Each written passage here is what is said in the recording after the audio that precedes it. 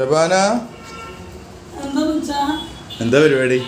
നമുക്കിന്ന് ഇത്തിരി അച്ചാറിന്റെ ഓർഡർ ഉണ്ടെന്നല്ലോ. ഡയറ്റ്സും ചെറുനാരയും കൂടിയിട്ടുള്ള അച്ചാറാണ്.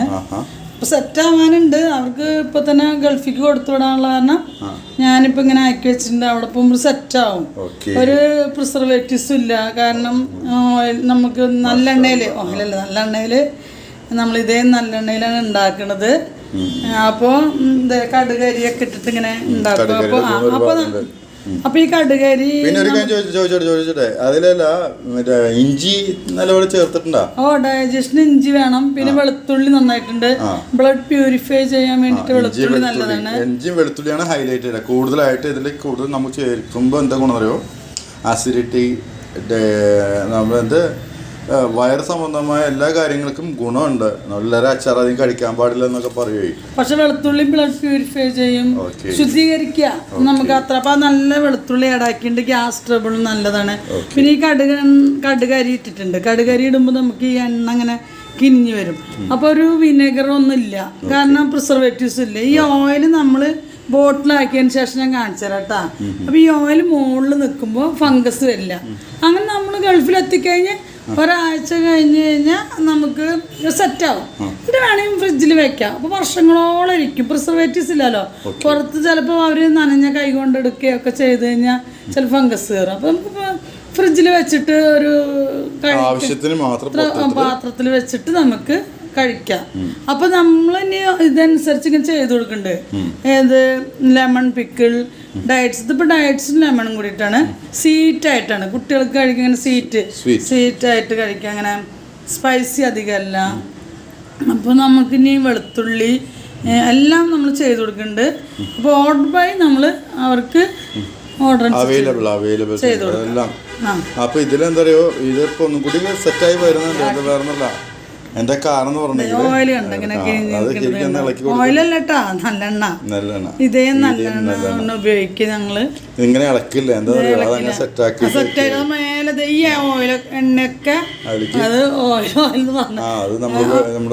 എല്ലാ ഓയിൽ തന്നെ. പക്ഷെ ഉണ്ടാക്കുന്ന ഓർമ്മയിൽ എപ്പോഴും പറയുന്ന ഡയലോഗ്സ്. അപ്പൊ നമുക്ക് ഈ എണ്ണ നല്ലെണ്ണ ഇങ്ങനെ മുകളിൽ വന്ന് നിൽക്കും. കുപ്പി പിന്നെ നമ്മൾ ഇതെങ്ങനെ ഗ്ലാസ് ബൗളിലാണ് ഇങ്ങനെ ബോട്ടിലാണ് നമ്മൾ ആക്കി കൊടുക്കുന്നത്. നല്ല ഭംഗിയാക്കി. അപ്പൊ നമുക്ക് പ്ലാസ്റ്റിക്കോ. അപ്പൊ ഇനി നമ്മൾ ബിസിനസ് ചെയ്യുന്ന സമയത്ത് ഇതേപോലെ 1 kg ഇങ്ങനെ നമ്മൾ റേറ്റ് ഇട്ടിട്ട് 100 rupees എക്സ്ട്രാ എടുക്കും. എന്നിട്ട് ഈ ബോട്ടിൽ അവർ തിരിച്ചു തരണമെങ്കിൽ അതേപോലെ നമുക്ക് കുറയ്ക്കും. പിന്നെ അല്ലെങ്കിൽ അവർക്ക് ഈ ബോട്ടിൽ യൂസ്ഫുൾ തന്നെയാണ്. ഇതിന്റെ വില അത്ര ഉണ്ടല്ലോ. 150ഓളം വരുന്നുണ്ട്. അപ്പൊ നമുക്ക് അത് ചെയ്തിട്ട് നമ്മൾ അങ്ങനെ കൊടുക്കുള്ളൂ. ബോട്ടിലാക്കിയാലോ അല്ല, ഞാൻ ഇപ്പൊ ബോട്ടിലാക്കിയിട്ട് കാണിച്ചു തരാം. ബോട്ടിലാക്കിയ ശേഷം നമുക്ക് തുടങ്ങാം. അപ്പൊ അതിന്റെ ഭംഗി മാഷാ അല്ലാഹ് അതിനെങ്ങനെ സെറ്റ് ആവട്ടോ. ഇനി ബോട്ടിലാക്കിയിട്ടുണ്ട്. പിന്നെ ഈ ഓയിലില്ലേ, ഈ ഇവിടുത്തെ ഓയിൽ എന്തത്, ഈ നല്ലെണ്ണ ഇല്ലേ, ഈ നല്ലെണ്ണ ഇങ്ങനെ കേറി വന്നിട്ട്